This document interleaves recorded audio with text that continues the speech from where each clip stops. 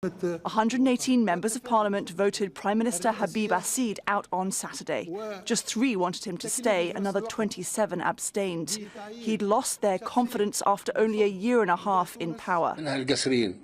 President Beij Qaid Sebsi called for a new unity coalition last month, but Essid hadn't been able to secure one. He'd expected to be pushed out.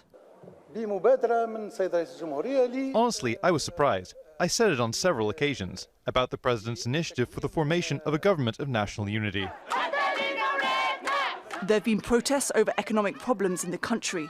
Growth was down to 0.8% last year and nationwide unemployment was at 15%. People are particularly angry about corruption and the government's inability to deal with it. Tourism contributes about 8% of the country's economy, but there were also 2 high-profile attacks by ISIL last year, killing 59 foreigners. And there's been a state of emergency since November, when a suicide bomb killed 12 presidential guards in the capital.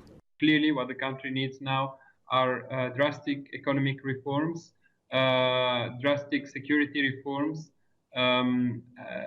someone to tackle very seriously corruption, because that's, and the Prime Minister himself said it today in his speech, more dangerous than terrorism or more important than fighting terrorism, there is the need to fight corruption, because corruption is really threatening everything.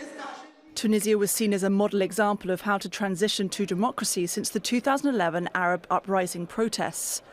But since then, there's been 6 prime ministers who can't get consensus from politicians and civil society members on how to tackle the economy and security. Essid is the latest casualty. Caroline Malone, Al Jazeera.